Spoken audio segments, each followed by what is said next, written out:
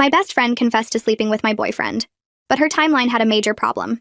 My best friend Rachel and I had been inseparable since middle school. She was there when I met my boyfriend Alex 3 years ago at her birthday party. She was my maid of honor when we got engaged last spring. She helped me pick out our apartment, went furniture shopping with us, and even had a spare key for emergencies. Alex and Rachel got along fine, but never hung out without me, which I appreciated because it meant no weird dynamics. Everything was perfect until last Tuesday when Rachel asked to meet me for coffee and said she had something important to tell me.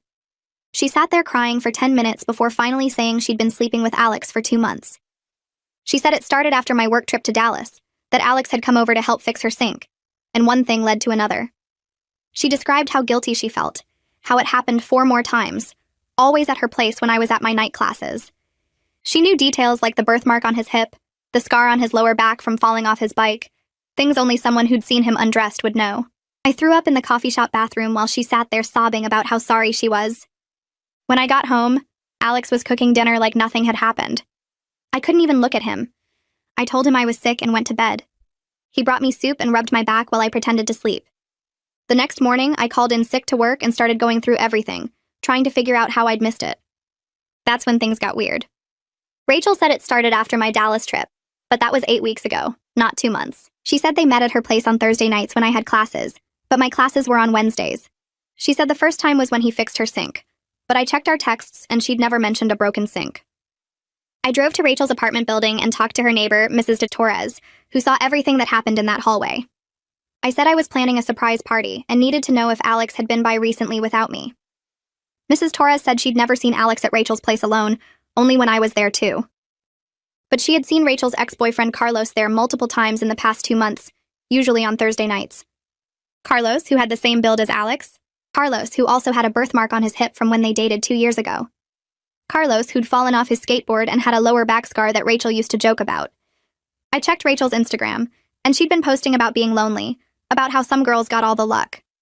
Her last 3 posts were cryptic quotes about deserving love and not accepting less than you deserve. Her friend Janet had commented, asking if she was okay, and Rachel replied that she would be soon. I went back through our messages and found something else strange.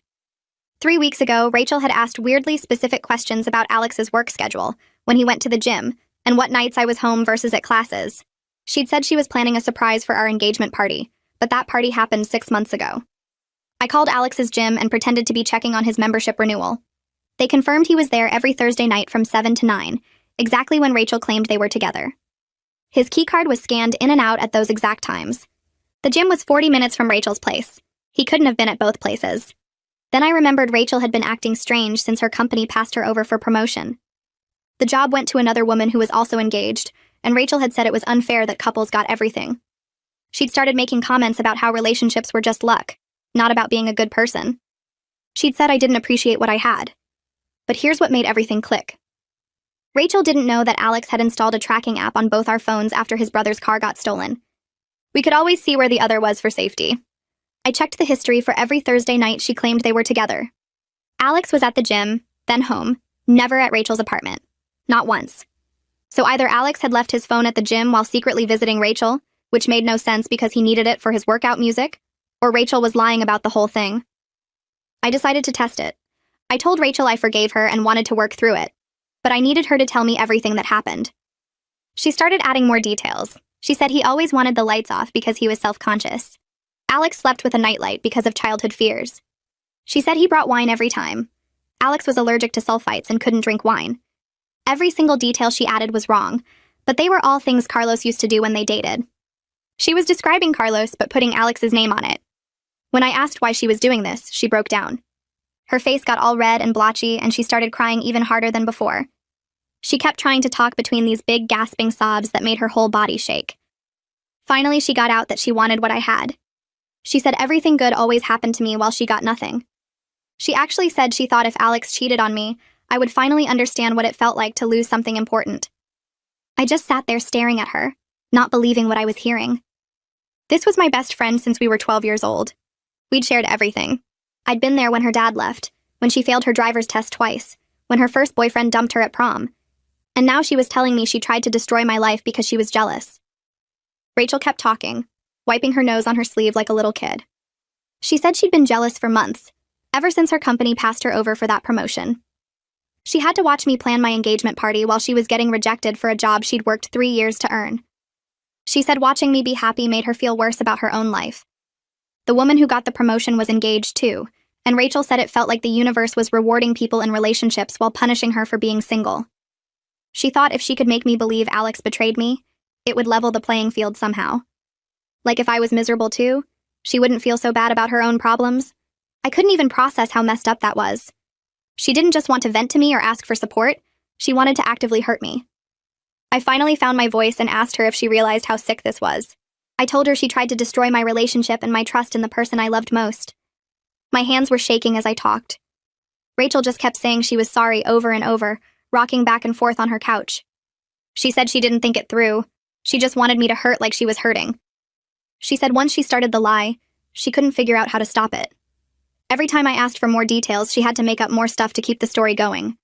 She said she knew it was wrong, but she was so angry at the world that she couldn't stop herself. That made me even more upset. This wasn't some spur-of-the-moment thing. She'd planned this. She'd asked me those weird questions about Alex's schedule weeks ago. She'd thought about what details would make the story believable. She'd practiced her crying before meeting me at that coffee shop. I stood up because I couldn't sit there anymore. I grabbed my purse and my phone and headed for the door. Rachel jumped up and tried to grab my arm, begging me to stay so we could talk more. I pulled away from her and told her we were done. She started crying harder and saying she would do anything to fix this. I said there was nothing to fix because our friendship was over. I walked out and heard her calling my name as I went down the hallway, but I didn't look back. Mrs. Torres was getting her mail and gave me a concerned look, probably because I was crying too by that point. I got to my car and just sat there for a minute, gripping the steering wheel so hard my knuckles turned white. The drive home felt like it took forever, even though it was only 15 minutes. My hands were shaking, so bad I had to focus really hard on keeping the car steady. I kept replaying everything Rachel had said, trying to make sense of how someone I'd known for so long could do something so horrible. When I finally pulled into our parking spot, I sat in the car for another few minutes trying to calm down. I didn't want to fall apart the second I walked in. I checked my face in the mirror and wiped away the mascara that had run down my cheeks. Then I took a deep breath and went inside. Alex was on the couch watching some cooking show, and the second he saw my face, he knew something was really wrong. He jumped up and asked what happened. I tried to start talking, but my voice came out all weird and shaky. He led me to the couch and sat down next to me, holding both my hands. I told him everything. The fake confession, the timeline problems I'd found, talking to Mrs. Torres, checking his gym records and the phone tracking, confronting Rachel with the wrong details, and finally her admission that she'd made the whole thing up because she was jealous. I showed him all the evidence I'd collected on my phone, the gym confirmation email, the tracking app history, the screenshots of Rachel's Instagram posts. Alex went really pale as I talked. When I finished, he asked if I'd actually believed he cheated. His voice was so quiet and hurt. I admitted that for about a day and a half I was totally devastated and confused. I said I didn't want to believe it, but Rachel knew details that seemed impossible to fake. But then I noticed all the timeline problems and I couldn't ignore them. I told him I decided to investigate before confronting him because the evidence didn't add up. I said I trusted our relationship enough to look for the truth instead of just accepting what Rachel told me. Alex pulled me into a hug and held me really tight. He said he was just glad I trusted us enough to dig deeper. He said a lot of people would have just believed the accusation and ended things without checking. We spent the rest of the evening on the couch talking through everything. Alex admitted he felt really hurt that Rachel would try to destroy us like that. He said he'd always thought of her as a friend too, not just my friend. He'd helped her move furniture last year and fixed her computer when it crashed. He said it felt violating to know she'd been planning to break us up while pretending to care about both of us. He asked if I thought she was actually unstable or just mean. I said I honestly didn't know anymore. The Rachel I thought I knew would never do something like this. But clearly I didn't know her as well as I thought. We ordered pizza because neither of us felt like cooking, and we stayed up late just processing everything that had happened. I barely slept that night. I kept thinking about all the years of friendship and wondering how much of it was real. The next morning, I called my sister while Alex was in the shower. I told her everything about Rachel's confession and her admission that it was all fake. My sister started yelling into the phone about what a psycho Rachel was. She said she wanted to drive over to Rachel's apartment right now and tell her exactly what she thought of her. I told her to please let me handle this my way. I said I needed to figure out how to move forward without making everything worse. My sister said fine, but if Rachel ever came near me again, she was going to have words with her. I appreciated that my sister had my back even if her first instinct was to go confront Rachel. After I hung up, I realized I needed to tell our mutual friends what happened before Rachel could spin her own version of events. I knew she'd probably try to make herself look better or claim I'd misunderstood something. I decided to start with Jen, who'd known both of us since freshman year of college. Jen had been at Rachel's birthday party where I met Alex. She'd been a bridesmaid at our engagement party. If anyone would understand the full scope of what Rachel had done, it would be Jen. I texted her asking if she could meet for coffee that afternoon. She wrote back right away saying yes and asking if everything was okay. I said I needed to talk to her in person. We met at the same coffee shop where Rachel had made her fake confession, which felt weird, but it was halfway between our apartments. Jen got there first and already had a table. She looked worried when I sat down. I didn't waste time with small talk. I told her everything from the beginning. Rachel's confession, my investigation, the evidence I found, and Rachel's admission that she'd made it all up out of jealousy. I showed Jen the same evidence I'd shown Alex. The gym records, the phone tracking, the Instagram posts, all of it. Jen's mouth actually fell open as I talked. She kept saying she couldn't believe it. When I finished, she said Rachel had been acting strange for the past few months. She'd been making bitter comments about couples whenever they hung out. She'd posted weird cryptic stuff on social media that Jen thought was just Rachel being dramatic. Now it all made sense as part of this jealous breakdown Rachel had been having. I spent the rest of that week reaching out to our other friends one by one. I called my friend Emma first and asked if we could meet for lunch. She agreed right away, and we met at this little sandwich place near her work. I told her everything about Rachel's fake confession and showed her all the evidence I'd collected. Emma sat there with her mouth open the whole time. She said she couldn't believe Rachel would do something so messed up. Then she mentioned that Rachel had been acting weird lately at their book club meetings. She'd been making comments about how some people had everything handed to them while others had to struggle. Emma said she thought Rachel was just going through a rough patch at work, but now it all made sense. The next day, I met up with Sarah, who'd been friends with both of us since sophomore year. Sarah was shocked when I explained what happened. She kept saying she never would have expected this from Rachel. But then Sarah admitted Rachel had been texting her lately asking questions about my relationship with Alex. Rachel wanted to know if we ever fought or if Alex seemed happy. Sarah thought Rachel was just being a concerned friend, but now she realized Rachel was looking for problems that didn't exist. Sarah said she felt guilty for not seeing the warning signs. I talked to 3 more friends over the next few days and got similar reactions. Most of them were horrified and said they'd support whatever I decided to do about the friendship. But 2 of them tried to make excuses for Rachel. My friend Lisa said Rachel had been struggling with depression for months, and maybe she wasn't thinking clearly. Lisa thought I told Lisa I understood Rachel was struggling, but that didn't give her the right to try to destroy my relationship. My other friend Mark said he'd noticed Rachel getting jealous whenever couples posted happy photos on social media. He said Rachel would make bitter comments about how relationships were just luck, and some people didn't deserve what they had. While I was dealing with telling our friends, Rachel started texting me constantly. The first message came the morning after I talked to Jen. Rachel wrote that she knew I was probably telling people what happened, and she understood. She said she just wanted another chance to explain everything. I didn't respond.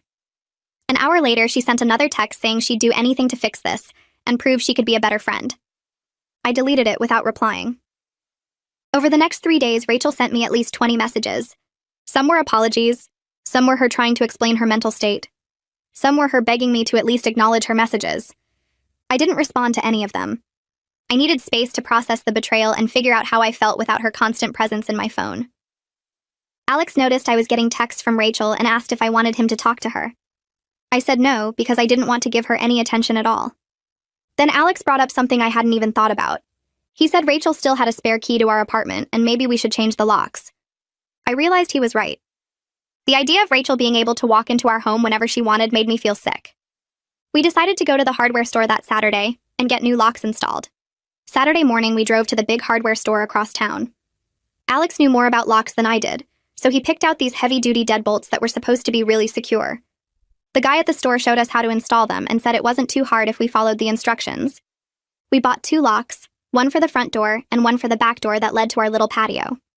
When we got home, Alex spread all the pieces out on the kitchen table and started reading the instructions. I made us sandwiches while he figured out what tools we needed. Then we spent the whole afternoon installing the new locks. Alex did most of the work, but I helped by holding things in place and handing him tools. It took way longer than we expected because the old locks didn't want to come out easily. By the time we finished, it was almost dinner time and we were both exhausted. But when I locked the new deadbolt and knew Rachel couldn't get in anymore, I felt this huge sense of relief. It was both practical and like we were physically shutting her out of our lives. The next morning, my mom called. My sister had told her everything that happened with Rachel. My mom was absolutely furious. She started yelling into the phone about what kind of person would do something like this. She said Rachel always seemed a little too interested in my life and my relationships. She'd noticed Rachel asking lots of questions about Alex and our plans for the future. My mom thought it was just Rachel being a close friend who cared about me. Now she realized Rachel had been obsessing over my relationship in an unhealthy way. My mom wanted to call Rachel's parents and tell them what their daughter had done. I asked her please not to do that because I didn't want to make the situation even more complicated. My mom said fine, but if Rachel ever came near me again, she was going to have some choice words for her. After talking to my mom, I realized I needed professional help to deal with this. I wasn't sleeping well because I kept replaying our entire friendship in my head. I'd lie awake at night thinking about all the times we hung out and wondering what was real and what was Rachel secretly resenting me. I'd remember her helping me pick out furniture for the apartment and wonder if she was jealous the whole time. I'd think about her being my maid of honor at the engagement party and question whether she was genuinely happy for me or already planning to hurt me. It was driving me crazy. I looked up therapists in my area and found one who had openings that week. Her name was Dr. Martinez, and she specialized in friendship issues and betrayal trauma. My first appointment with Dr. Martinez was on Wednesday afternoon. Her office was in this old house that had been converted into therapy spaces. The waiting room had comfortable chairs and calming music playing. When Dr. Martinez came out to get me, she seemed really nice and easy to talk to. I sat down on her couch and just started talking. I told her everything from the beginning. Rachel's fake confession, my investigation, the evidence I found, Rachel's admission about being jealous. Dr. Martinez listened without interrupting and took notes. When I finished, she asked me what I was struggling with most. I said I couldn't stop replaying our friendship and wondering what was real. She said that was a normal response to this kind of betrayal. Then she told me something that actually helped. She said Rachel's jealousy probably developed gradually over time and didn't erase the genuine friendship we had in earlier years. She said people can have real feelings of care and love for someone while also developing resentment toward them. It wasn't all fake, but it also wasn't all real. That helped me understand that I didn't have to throw away every good memory just because Rachel's feelings changed later on. 2 weeks after the coffee shop confrontation with Rachel, I was home alone on a Tuesday afternoon when the doorbell rang. I looked through the peephole and saw Rachel standing on our doorstep. My stomach dropped. I didn't want to deal with her, but I also knew she'd probably keep ringing the bell if I ignored her. Before I could decide what to do, Alex came out of the bedroom where he'd been working on his laptop. He'd heard the doorbell too. He looked through the peephole and his face got hard. He opened the door, but only a crack with the chain still on. Rachel looked terrible. Her eyes were red and puffy like she'd been crying for days. Her hair was messy and she was wearing sweatpants and an old t-shirt. Alex didn't give her a chance to start talking. He told her firmly that she needed to leave and stop contacting me. His voice was calm, but there was steel in it that I'd never heard before. Rachel started crying harder and said she just wanted to talk to me for 5 minutes. Alex said no. I'd made it clear I needed space, and she needed to respect that. Rachel tried to look past him to see if I was there, but Alex blocked her view. She said she knew she messed up and she was getting help now. Alex said that was good, but it didn't change what she did. He said I needed time and space away from her, and she needed to accept that. Rachel kept trying to argue, but Alex just repeated that she needed to leave. Finally, he said if she didn't leave right now, he was going to call the police for trespassing.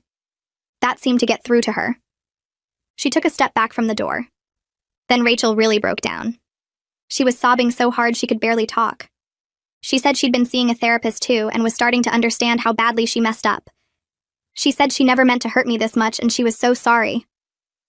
Alex's voice got a little softer, but he still didn't back down. He said he was glad she was seeing a therapist and working on herself, but he said that didn't change the fact that she tried to destroy our relationship with lies.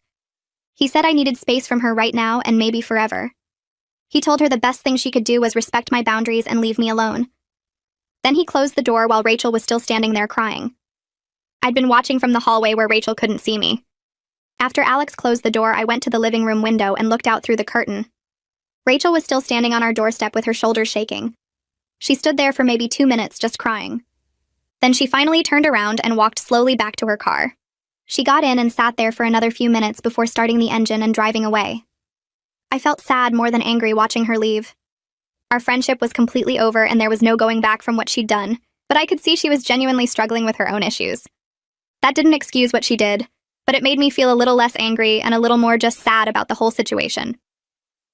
The next day, I got a Facebook message from Janet, Rachel's friend, who'd commented on those cryptic Instagram posts. Janet said she wanted to apologize for not seeing the warning signs earlier. She said she'd been thinking a lot about Rachel's behavior over the past few months. Rachel had been obsessing over my relationship with Alex constantly. She'd bring up me and Alex in every conversation and compare her own life to mine. Janet said she thought Rachel was just going through a rough time and would get over it. Now she realized it was way more serious than that. Janet said she felt guilty for not saying something sooner. Maybe if she'd confronted Rachel about the jealousy earlier, Rachel wouldn't have spiraled into making up the fake affair story. I wrote back to Janet and told her I didn't blame her at all. I said there was no way she could have predicted Rachel would do something this extreme. I appreciated the apology, but Janet shouldn't feel responsible for Rachel's choices.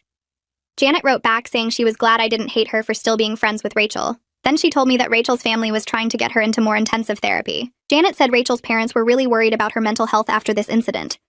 They'd known Rachel was struggling, but didn't realize how bad it had gotten until everything came out.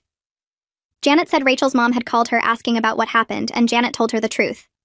Now Rachel's whole family was involved in trying to get her proper help. I knew we couldn't let what Rachel did stop us from living our lives. Alex and I sat at our kitchen table that weekend with wedding magazines and a notebook.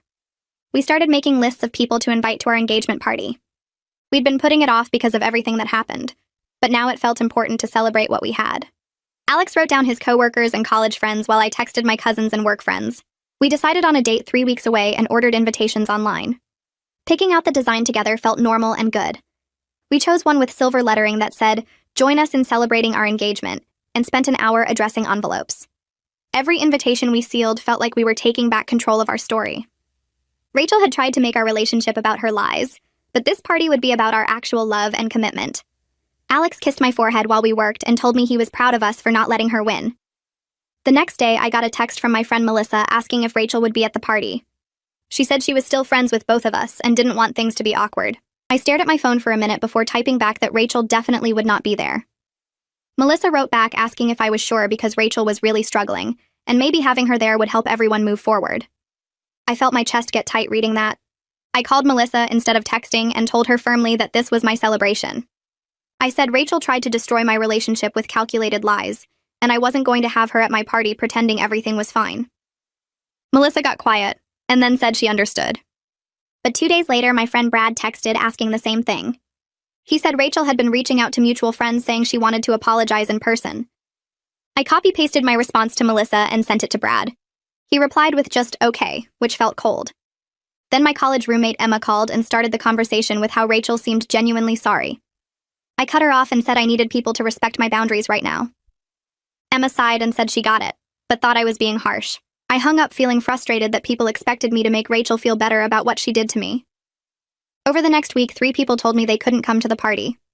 Brad said he had a work thing that came up suddenly. Emma said her car was having issues and she couldn't make the drive. My friend Tyler just said he was sorry, but he couldn't make it and didn't give a reason. I knew they were dropping out because they felt caught between me and Rachel. It hurt more than I expected. These were people I'd known for years, and they were choosing to stay neutral instead of supporting me. Alex reminded me that the people who truly cared about us would be there. He was right, but it still stung to see who was willing to show up and who wasn't. I deleted Brad and Tyler from my phone contacts. If they couldn't be there for me during something this important, I didn't need them in my life. My sister called and asked how party planning was going. When I told her about the people dropping out, she got mad on my behalf. She said anyone who couldn't see how wrong Rachel's actions were didn't deserve to be at our celebration anyway. Hearing her say that made me feel less alone. The night of the party arrived and I spent 2 hours getting ready. I wore a blue dress I'd bought specifically for this, and Alex wore the shirt I loved on him. We got to the venue early to set up. My sister was already there hanging decorations, and my mom was arranging flowers on the tables. Alex's parents showed up with trays of food, and his brother brought a cooler full of drinks. Jen arrived with her boyfriend and immediately hugged me. She'd brought a beautiful cake with our names on it. As more people showed up, I realized the room was filling with exactly the right people. My cousins, Alex's coworkers, my work friends who'd supported me through everything. Nobody mentioned Rachel's absence. Nobody asked uncomfortable questions. We ate and laughed, and Alex's dad made a toast about how happy he was to welcome me to the family. I looked around at all these faces and felt genuinely happy. Rachel not being there didn't create some obvious hole in the celebration. If anything, her absence meant everyone there was someone who truly supported us. Alex held my hand under the table and squeezed it. I squeezed back. Halfway through the party, Jen pulled me aside near the bathroom. She had her phone in her hand and looked uncertain. She showed me a message from Rachel. It was long, maybe 3 paragraphs. Rachel wrote that she took full responsibility for everything she did.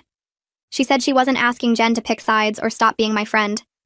She wrote that she hoped I had a beautiful party and a happy life with Alex. She said she was getting help and understood why I couldn't forgive her. Jen asked if I wanted her to respond or just ignore it. I read the message twice. It did seem genuine. Rachel wasn't making excuses or trying to paint herself as the victim. But I still wasn't ready to think about forgiving her. I told Jen she could respond if she wanted, but I didn't need to know what she said. Jen nodded and put her phone away. She said she understood I needed time and space. We went back to the party and I pushed thoughts of Rachel out of my mind. This night was about me and Alex, not about her. Later, my sister stood up with her wine glass and asked for everyone's attention. She said she wanted to make a toast to me and Alex. She talked about how she'd watched our relationship grow over 3 years. She said real love was built on trust and honesty, and real friendship meant supporting people through hard times instead of tearing them down. Everyone raised their glasses, and I knew my sister was talking about Rachel without saying her name. It felt good to have my family so clearly on my side. My mom was wiping tears and nodding along. Alex's mom reached across the table and squeezed my hand. After my sister sat down, other people started sharing stories about me and Alex. His college roommate told embarrassing stories about when they first met. My cousin talked about how happy I seemed whenever I talked about Alex. The whole night felt like proof that Rachel's lies hadn't damaged anything real. We had each other, and we had people who loved us. That was enough. A month passed, and life started feeling normal again. I stopped checking my phone constantly for messages from Rachel. I stopped replaying our friendship in my head, trying to figure out when things went wrong. Alex and I fell into our regular routines of work and dinners and weekend plans. Then one Saturday, I was at the grocery store picking up stuff for dinner. I was in the produce section looking at tomatoes when I saw Carlos near the bananas. He saw me at the same time and his whole face changed. He looked uncomfortable and guilty. I realized he probably knew I'd figured out the truth. He knew I'd talked to Mrs. Torres and checked the timelines. He knew that I knew Rachel had been describing him when she claimed to be with Alex. We stood there for a second just looking at each other across the produce bins. Part of me wanted to leave before he could say anything, but another part of me was curious what he'd say if we actually talked. Carlos walked over slowly. He had his hands in his pockets and kept his voice quiet. He said he wanted to apologize for his part in what happened. He said he had no idea Rachel was using their hookups to build a fake story about Alex. He thought they were just casually seeing each other again after their breakup. He said when he found out what she'd done, he felt sick about it. I believed him because he looked genuinely ashamed. I told him I didn't blame him since he didn't know what Rachel was planning. But I said the whole situation was really messed up. He agreed and said Rachel had always been a little obsessed with comparing herself to other people. He said when they dated, she was constantly talking about her friends' relationships and jobs. He mentioned that Rachel seemed to be getting actual help now from what he'd heard through mutual friends. I just nodded. I didn't want to talk about Rachel's therapy or mental health with her ex-boyfriend in the produce section. Carlos said he hoped Alex and I were doing okay. I said we were fine and then grabbed my tomatoes and walked away. The whole conversation lasted maybe 3 minutes, but it felt important somehow. Like another piece of the puzzle clicking into place. 2 weeks later, Alex came home from work with huge news. He'd gotten a promotion to senior project manager. It came with a significant raise, almost $15,000 more a year. We celebrated by ordering expensive takeout and looking at real estate websites on our laptop. We'd been renting our apartment for 2 years, but with Alex's new salary, we could start saving for a house. We spent the whole evening looking at listings in neighborhoods we liked. Alex pointed out houses with big backyards, and I looked for ones with updated kitchens. We made a list of must-haves and nice-to-haves. We calculated how much we could save each month and figured out we could probably afford a down payment in a year or maybe 2. Planning our future together like this felt healing. Rachel had tried to destroy what we were building, but here we were looking at houses and talking about the life we'd have together.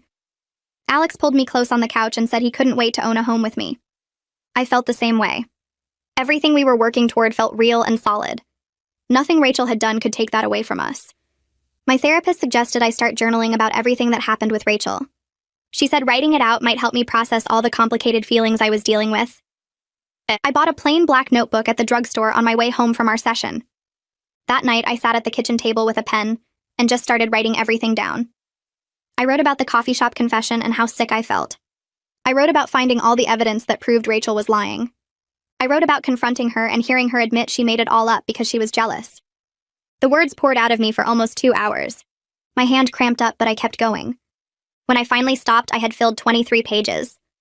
I felt lighter somehow, like putting it all on paper made it less heavy to carry around in my head.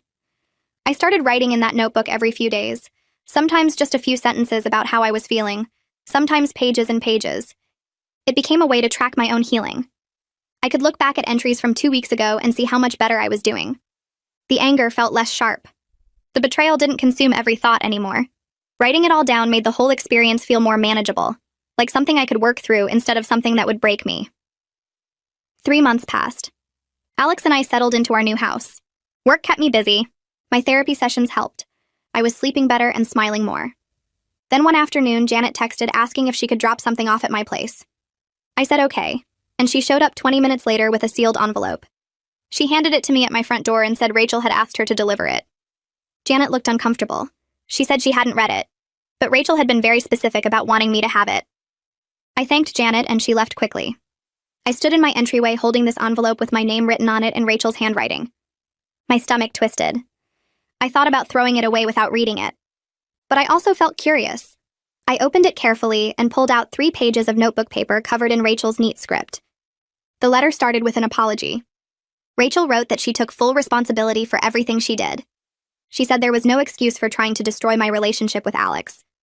She explained she'd been in intensive therapy twice a week since everything happened. Her therapist diagnosed her with some issues related to comparison and self-worth. Rachel wrote about how she'd been jealous of me for years, but never dealt with those feelings in a healthy way. She said watching me get engaged triggered something in her that made her act in a way she never thought she was capable of. The letter went on for pages. She talked about the work she was doing in therapy to understand why she did what she did. She said she didn't expect me to forgive her or ever speak to her again. She just wanted me to know she was genuinely working on herself and taking responsibility. She ended by saying she hoped I was happy, and that Alex and I had a beautiful life together. I read the letter 3 times. Part of me wanted to rip it up. Part of me felt sad for Rachel and what she was going through. Part of me appreciated that she wasn't making excuses or asking for anything from me. I brought the letter to my next therapy session. My therapist read it carefully and then asked me how it made me feel. I said I didn't really know. Angry still, but also kind of relieved that Rachel was getting help. My therapist said that was a normal response. We talked about forgiveness and what that actually means. She said forgiveness is a process, not a single decision. She said I didn't owe Rachel forgiveness just because she apologized. But she also said holding on to anger and resentment only hurts me in the long run. We spent the whole session talking about what I wanted to do with this letter and how I wanted to move forward. My therapist helped me see that I could acknowledge Rachel's apology without letting her back into my life. I could hope she gets better without having a relationship with her. Those things weren't contradictory. By the end of the session, I felt clearer about what I needed to do. I needed to respond in some way. Not for Rachel, but for myself. I needed to close this chapter on my own terms. I spent a week thinking about what to say. I wrote several drafts in my journal before I settled on the right words. I kept it short and clear. I wrote that I received her letter and appreciated her taking responsibility. I said I hoped therapy helped her work through her issues. But I also said I wasn't ready for any contact or friendship, and I might never be ready for that. I said I needed to protect my own peace and mental health. I thanked her for respecting my boundaries going forward. I read it over probably 50 times, making sure every word was right. Then I put it in an envelope and texted Janet asking if she could deliver it to Rachel for me. Janet agreed immediately. She came by the next day and took the envelope. She gave me a hug and said she thought I was handling everything really well. After she left, I felt this sense of closure. I'd set a clear boundary. I'd acknowledged Rachel's apology without opening the door to more contact. It felt like the right thing to do. Alex and I started seriously planning our wedding. We'd been engaged for over a year, but after everything with Rachel, we'd put the planning on hold. Now we were ready to move forward. We sat down one Saturday morning with wedding magazines and a laptop and started making decisions. We picked a date for next spring, almost exactly a year away. We looked at venues and found a beautiful garden space that had an opening on our date. We booked it that same day. Over the next few weeks, we made more choices. We decided on colors and a general theme. We started a guest list. We talked about whether we wanted a big wedding or something smaller and more intimate.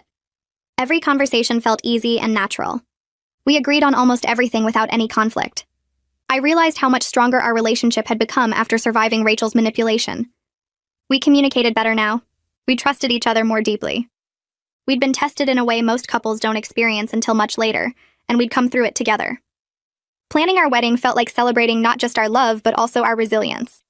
Nothing Rachel did had broken us. If anything, we were more solid now than before.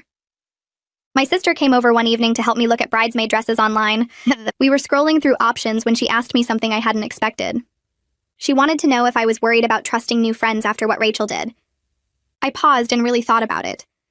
I told her I was definitely more cautious now. I paid more attention to how people talked about others and whether they seemed genuinely happy for me or resentful. But I also said I was trying not to let one person's actions make me suspicious of everyone. Rachel's betrayal taught me to watch for red flags, but it didn't make me want to close myself off completely. My sister nodded and said that seemed really healthy. She said she'd been worried I might have trouble opening up to people again. I admitted it was something I thought about, but I refused to let Rachel's issues turn me into someone who couldn't trust anyone.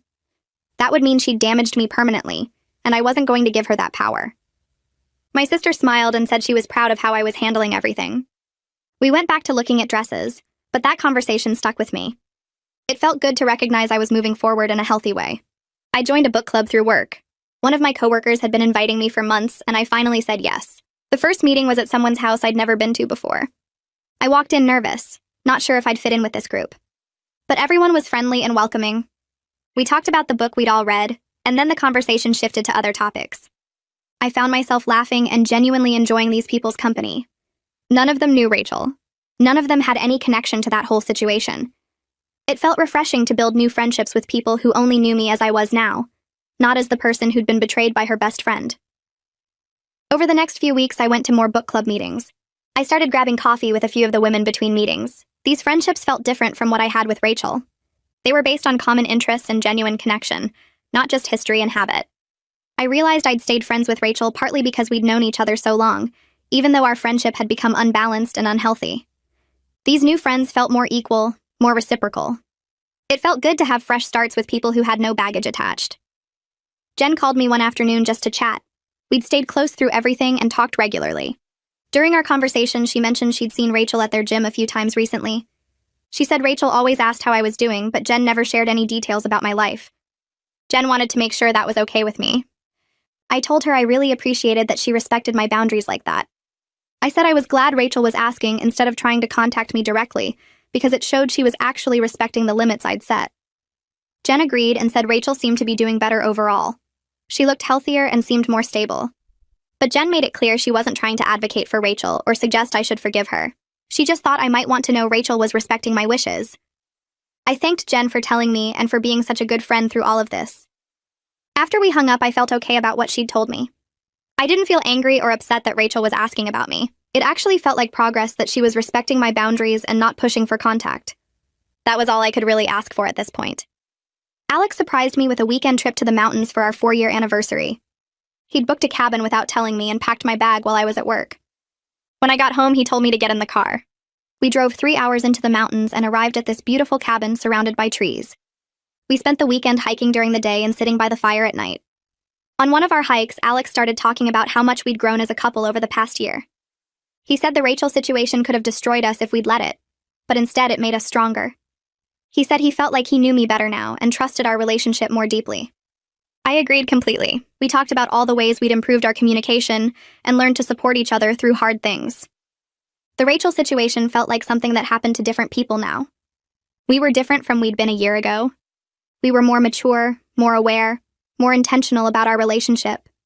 Standing on that mountain trail with Alex, looking out at the view, I felt grateful for everything we'd been through together. The good and the bad had all shaped us into the couple we were now.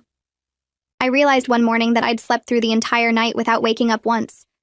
That hadn't happened in months.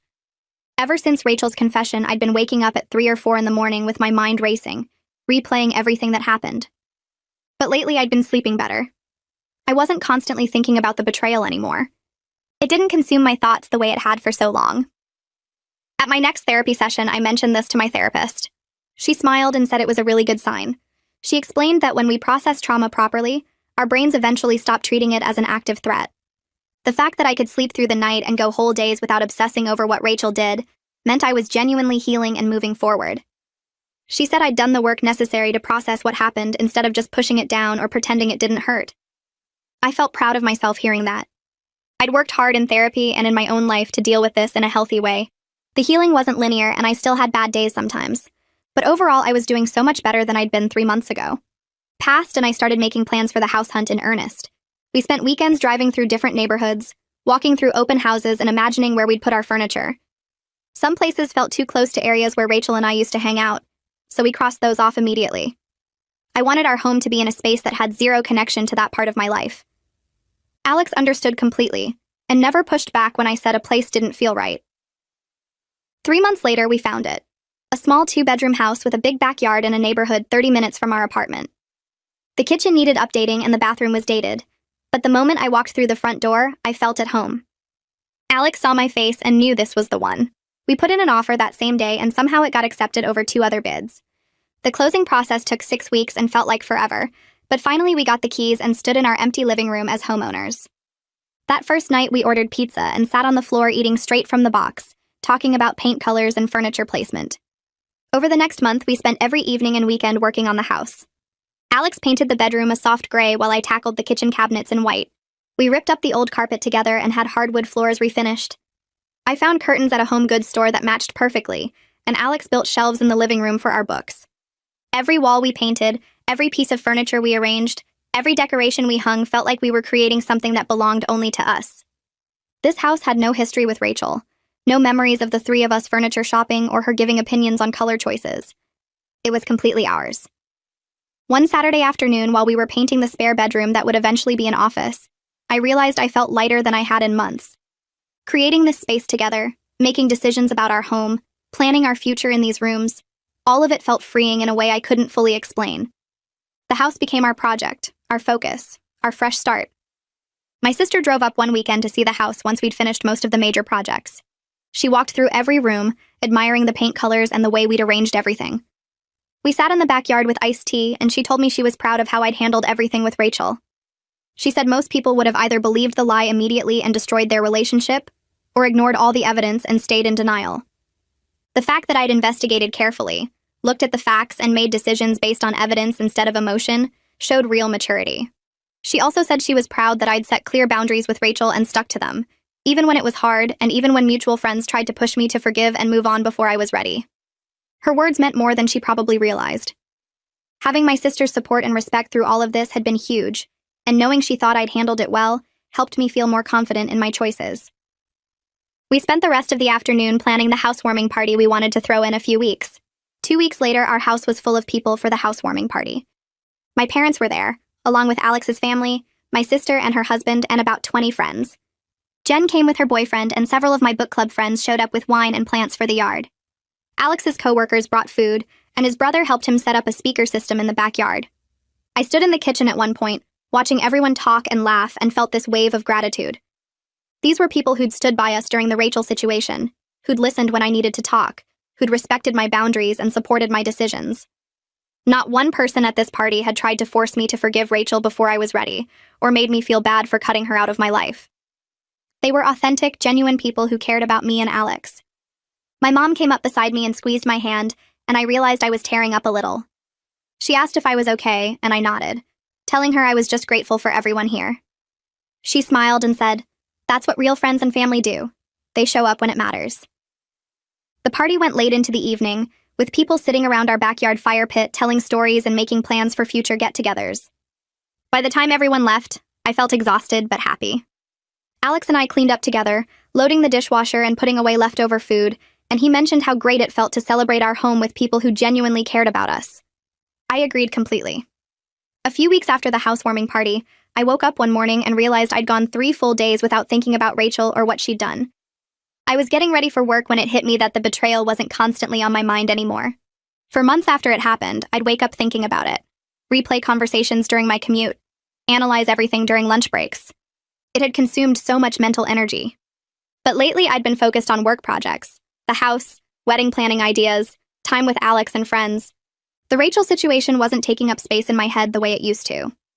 At my next therapy session, I mentioned this shift to my therapist. She smiled and said it was a really good sign that I'd processed the trauma properly, instead of just burying it or pretending it didn't hurt.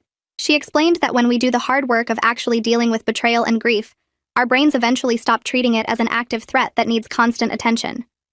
The fact that whole days could pass without me obsessing over what Rachel did meant I was genuinely healing and moving forward with my life. I felt proud hearing that because I had worked hard in therapy and on my own to deal with this in a healthy way. The healing wasn't perfect, and I still had moments where I felt angry or sad about losing that friendship. But overall, I was doing so much better than I'd been even just a few months ago. One evening, Alex brought up the idea of setting a wedding date. We'd been engaged for over a year but hadn't wanted to plan anything major while dealing with the Rachel fallout. Now that we owned a house together and I was in a better place emotionally, he thought maybe we should look at dates for next spring. I felt a rush of excitement at the suggestion. For so long, the engagement had been overshadowed by Rachel's manipulation and the aftermath of her confession. The idea of actually planning our wedding without any of that darkness hanging over us felt amazing. We pulled out a calendar and started looking at weekends in April and May. Alex suggested we visit a few venues the following weekend, and I agreed immediately. Sitting there making plans for our future, picking potential dates, talking about who we'd invite and what kind of ceremony we wanted, I felt like we'd finally moved past what Rachel tried to do to us.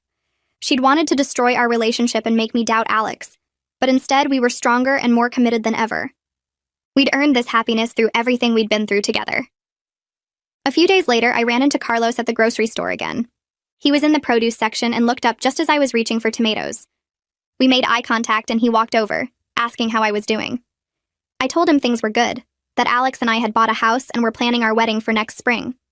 His face lit up and he said he was really happy for us, that he was glad Rachel's actions hadn't destroyed something real and good.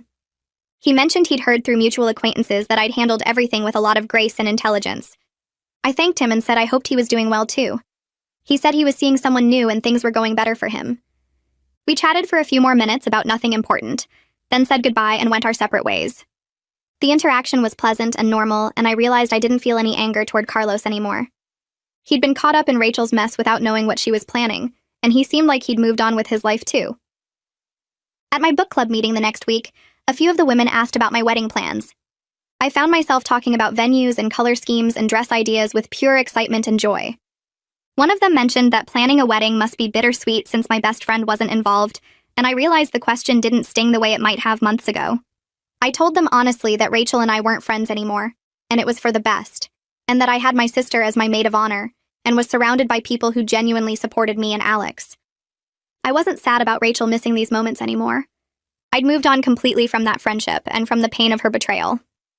The conversation shifted to centerpiece ideas, and nobody brought up Rachel again. Later that week, Jen called and said Rachel had sent her a message. My stomach tensed for a second, but Jen quickly reassured me that it wasn't anything bad. Rachel had apparently seen on social media that Alex and I were getting married and wanted Jen to pass along that she was genuinely happy for us and hoped we had a beautiful life together. Jen said Rachel made it clear she wasn't asking to reconnect or be invited to anything. She just wanted me to know she wished us well. I sat with that information for a minute, then told Jen I appreciated her passing it along and that I hoped Rachel was doing okay, but I still had no desire to reconnect or have any contact. Jen said she completely understood, and that Rachel had seemed to respect that boundary. The message felt like closure in a way, knowing that Rachel could be happy for me from a distance without trying to force her way back into my life. A full year after Rachel's fake confession, I sat in our living room one evening looking around at the life Alex and I had built. We were in our house that we'd bought and decorated together, surrounded by photos from our housewarming party and plans for our spring wedding. My relationship with Alex was stronger than it had ever been because we'd survived something that could have destroyed us. We communicated better, trusted each other more deeply, and appreciated what we had. Rachel's attempt to tear us apart had actually made us unbreakable. I thought about the past year and everything that had happened, and I felt grateful for how things had turned out despite the pain. I'd learned who my real friends were, discovered how strong my relationship actually was, and developed the ability to set healthy boundaries even when it was difficult. One evening, I pulled out my journal and wrote a final entry about the whole experience. I wrote about the initial shock and betrayal, the investigation that revealed the truth, the confrontation with Rachel, and the long process of healing afterward. I acknowledged the pain of losing a friendship that had lasted since middle school, but also recognized the growth that came from it. I'd learned to trust my instincts, to look for evidence before jumping to conclusions, to protect my relationship while still being fair and thorough. I'd learned that sometimes people we love can become toxic when they're struggling with their own issues, and that setting boundaries doesn't make me a bad person. I'd learned that Alex and I could handle hard things together and come out stronger on the other side. Most importantly, I'd learned that real friends and real love don't crumble under pressure or manipulation. The people who truly cared about me had stayed, had supported me, had respected my choices. Alex had been patient and understanding through my investigation and healing process. My sister had been there every step of the way. Jen and my other friends had shown up when it mattered. I closed the journal and put it away, feeling like I'd finally closed that chapter of my life completely. The morning of my wedding day arrived with perfect spring weather. I woke up early in the hotel room I was sharing with my sister, and for the first time in over a year, I didn't think about Rachel at all when I opened my eyes. My sister was already awake, ordering room service breakfast for us. She hugged me and said this was going to be the best day of my life. We spent the morning getting ready with my mom and a few close friends, doing hair and makeup while laughing about silly things. My sister looked beautiful in her maid of honor dress, and I felt grateful that she was standing beside me instead of someone who had tried to destroy my relationship. The ceremony took place in a garden venue that Alex and I had picked out together. I walked down the aisle and saw Alex waiting for me, and his eyes got watery when he saw me in my dress.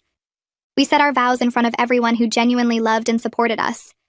Jen was there with her husband, my book club friends came, Alex's family filled several rows, and every single person in that garden wanted us to be happy.